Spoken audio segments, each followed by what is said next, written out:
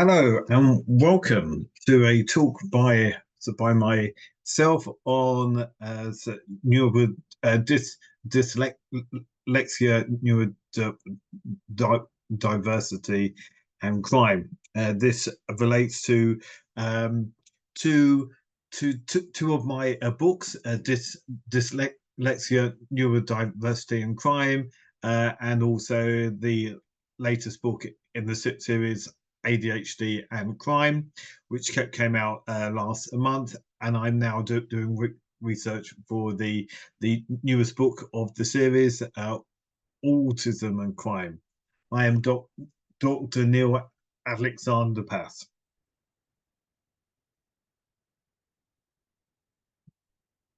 So the plan for this talk, it is talk about who I am, what is dyslexia, dyslexia in the classroom, the school to prison pipeline, and then about ADHD, ADHD in the classroom, and also how it relates to the school to prison pipeline. We will then move on to autism, and also autism in the NMC classroom and relating to the school to prison pipeline.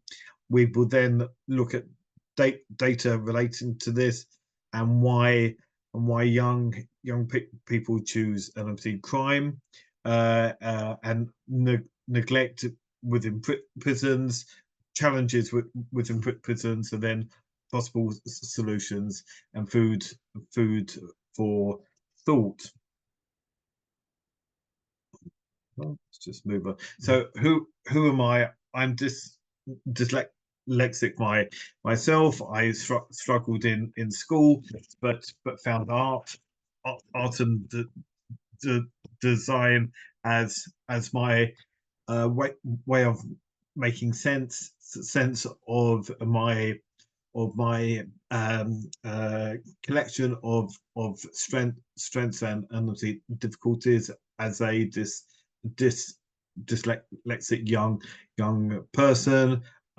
I was just I trained as a teacher in 2009. I gained my PhD in 2018. It was a PhD by published work. At present, I'm a SENCO special needs manager in a school in London, and also the author of 15 books on dyslexia, neurodiversity, and mental and health. So neurodiversity is a collective term for many neuro diverse or a collection of different ways of thinking. To me, is a fruit salad as a person might, and obviously have a little bit of this and a little bit of that. You will find that people with say autism, they might have dyslexia and also ADHD. Trying to plan for this fruit salad, it is a challenge, but really neurodiverse is really about neuro means brain, so diverse brains compared to a neurotypical person who is what we would try and not use the term of normal. No one's normal. We're all an obviously collection of obviously different strengths and difficulties, but they talk about neurodiverse and neurotypical people.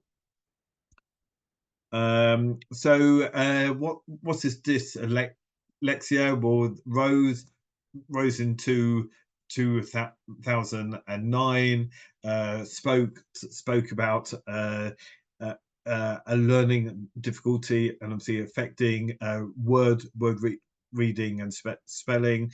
However, it does, and obviously it does also affect phonological awareness, verbal memory, and verbal processing. To me, it is a obviously spectrum, and two people just with dyslexia just might and obviously have different difficulties, strengths, and obviously difficulties. There isn't a blood test for it, so you are talking about a collection of dyslexic type and obviously difficulties, that it isn't obviously affected by IQ. So the difficulties that you will find are difficulties with learning to read and reading fast, just grasping what's read, short-term memory difficulties with tying shoelaces, handwriting, short-term memory, spelling. It's quite hard to decode everything you will obviously hear, and then obviously try and spell it, and also letters being reversed, like B's and D's, P's and Q's, Z's and S's, five and threes. You will commonly find. How it will affect a child in the classroom. They will try and avoid reading and writing, but why? Well, they are obviously protecting their self esteem. Is because it's quite hard for them to feel that they are failures within a learning room. It is the humiliation felt from teachers and peers can be quite strong, being seen as obviously stupid where they are not, and really kids in schools are quite cruel, and obviously some times, because it can stop them joining certain and obviously social groups. And they can feel obviously helpless and self doubt in their world, really.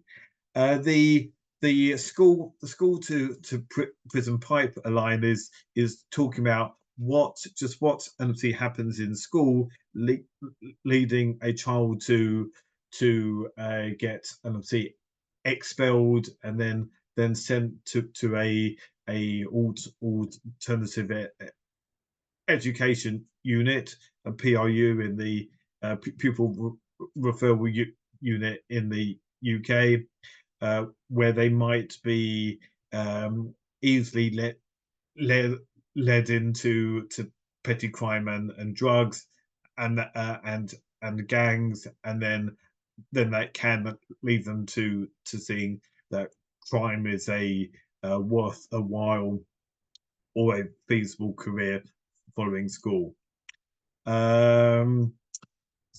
So the second group is ADHD. There are three subtypes. There's the hyperactive and impulsive type, the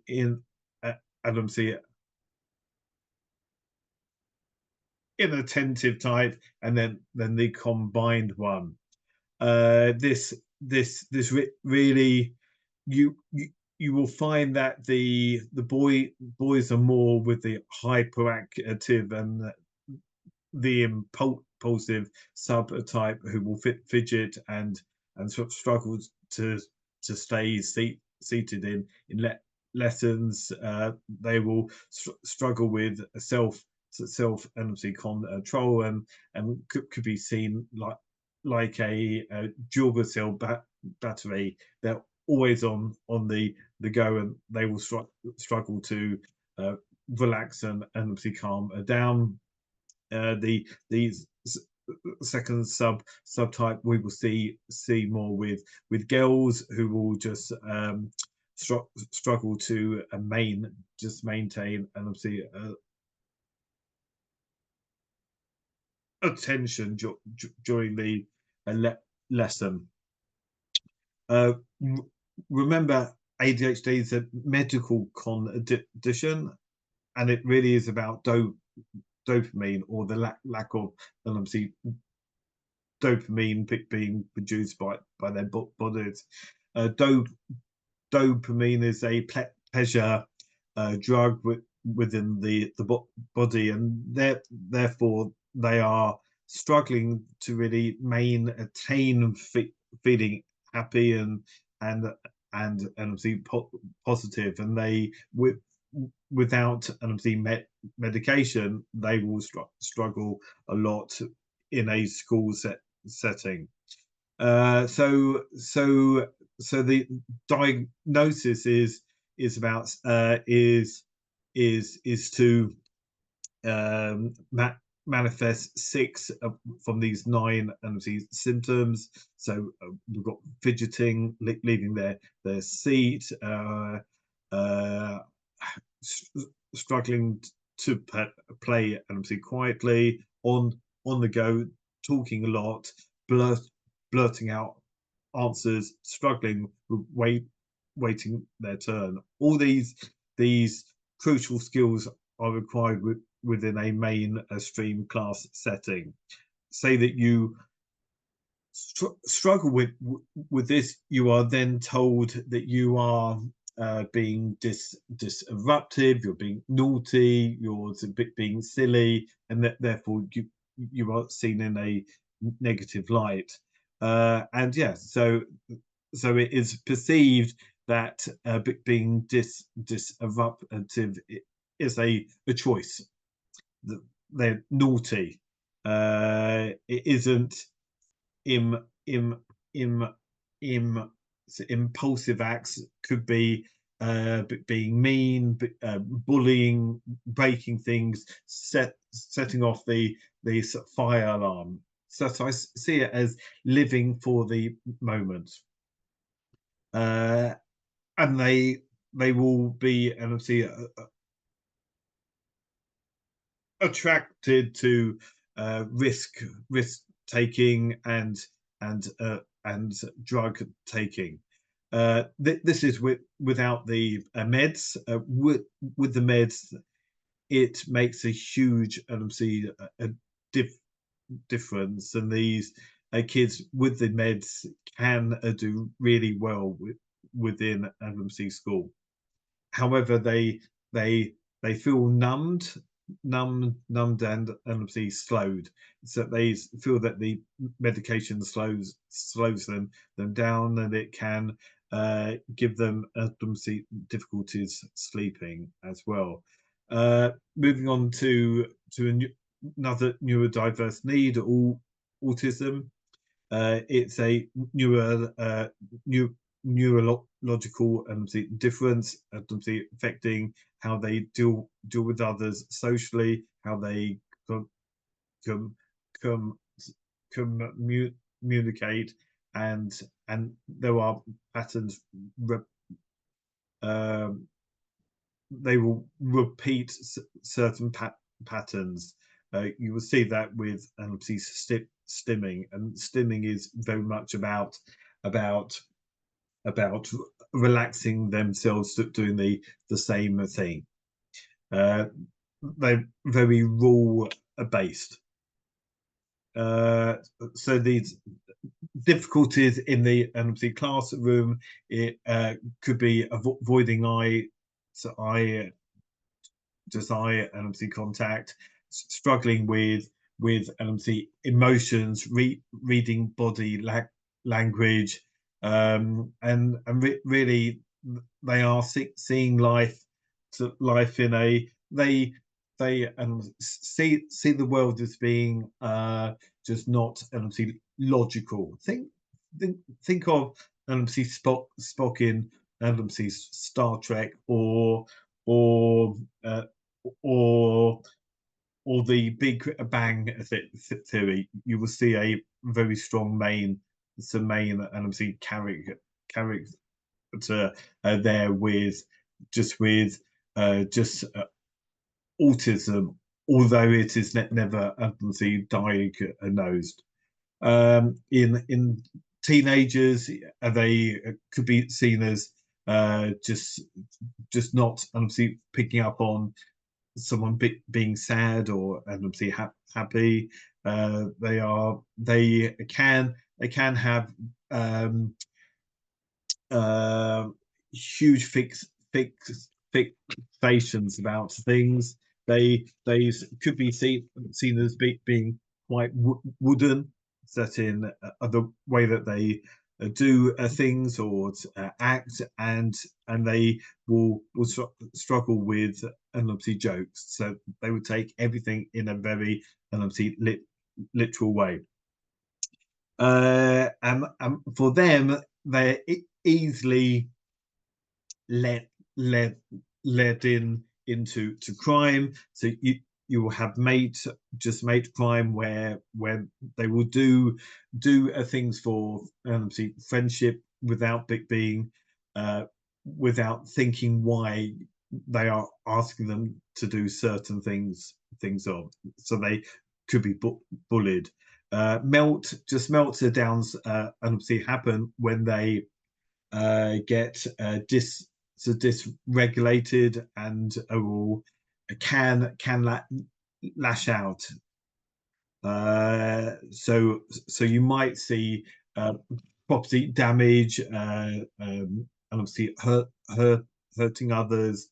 And within the UK, you will see many kids when they have meltdowns are then restrained for their own good, and that could be tying them to a chair or their feet, so feet and arms being tied up, or someone holding them down on the floor, similar to what the police might do. Sexual crimes also seen where they people with autism struggle to grasp and see how old people are on the net, and therefore they may seek out people younger than them, and that might be that might lead them in to illegal relationships, and also collecting child porn, porn pornographic photos. You will also have fixations which might lead to stalking, and that means that they struggle to grasp and see how a normal relationship should be, about gaining friends, sexual partners. So they might go to the nth degree, and that could cause them to be arrested for stalking. Also fixations about finding things out. They're quite good just with PCs and programming. So they might be led into the dark web, and also cyber crime and hacking. So why choose crime? Well, 60% plus of the UK prison population have a reading age of below 11 years old. Some of them much lower. Kids, kids that get involved with crime, they leave school early or with no qualifications, commonly without any diagnosis of special needs. So they feel rejected, and that therefore crime is seen as a viable way for them. So they feel rejected, helpless, useless. Drug uses around them. No one really gets them, so that makes them easy prey by gangs and children who have been in the social care system and have been moved around a lot.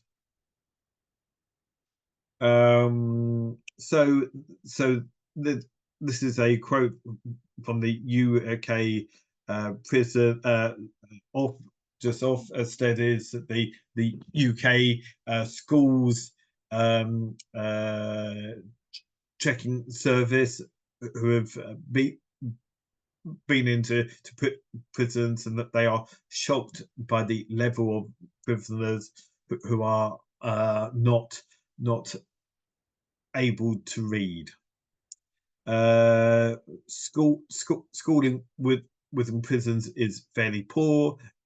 You will see, and obviously here, over the last 5 to 7 years, that the level of inadequate provisions in prisons has grown, and the level of good or the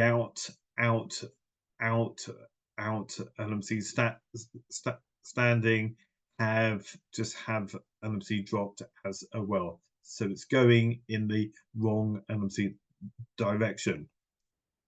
So we're talking about neglect within prisons, and this has been going on for many years. So the challenges in UK prisons are, all of them are form based. So you will fill in an app form for everything like buying food and phone cars and getting jobs in prisons. So if you can't read and write, you can't fill out an app form. So that means you can't complain when things go wrong. So you can't see a doctor say that you are ill. You can't see family. You struggle to buy phone cards to speak with family. So there are many challenges within UK prisons. And this means that they're easily bullied, and they are taken advantage of, and some of them become helpless, and they commit suicide, sadly. Many are not able to access learning in prisons, as there are no programs there to support them learning to read. There is a legal test, a picture test, where you will find within the UK system that say you can't read the say that you are not able to take part in the justice system, you will fail the Pritchard test. And so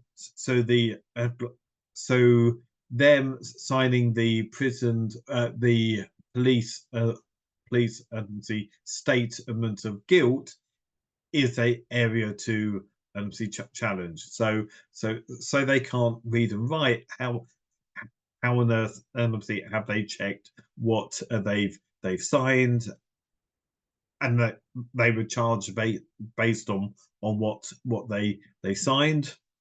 Also, the legal aid in the UK is quite poor, so they will gain a 30-minute chat with a legal and professional, a free lawyer before seeing the judge, and there is huge pressure to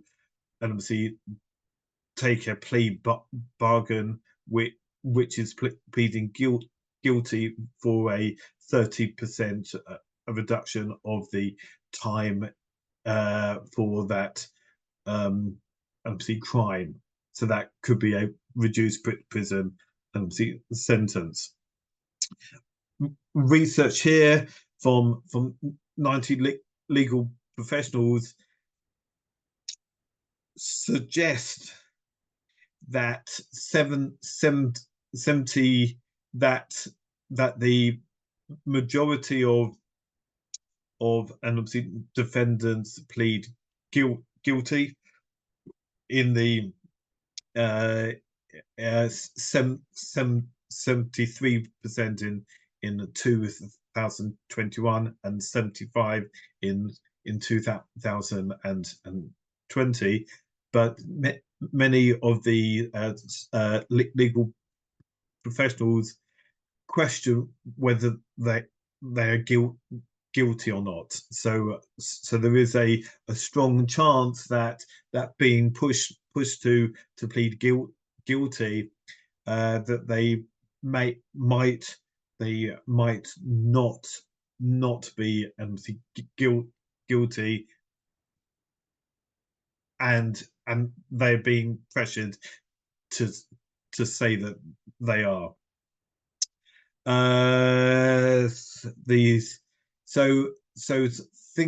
Thinking about young people with autism, dyslexia, and ADHD, legal professionals in 37% of the time believe that they plead guilty more, and 11% plead guilty less.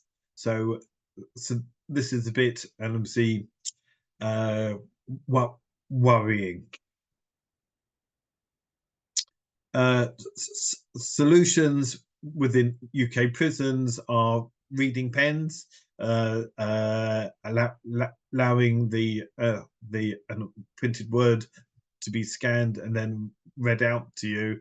And then there was a program from the Shannon Trust called Turning Pages that you will see there to the top left for the screen, teaching them to read and write, and that is a volunteer program from a UK charity. It isn't provided by the prison themselves. So this is the end now. So you will see here some of my books. I'm writing now autism and crime, following on with this crime series. Please check out my books online on Amazon and most big book sellers. Thank you for your time today.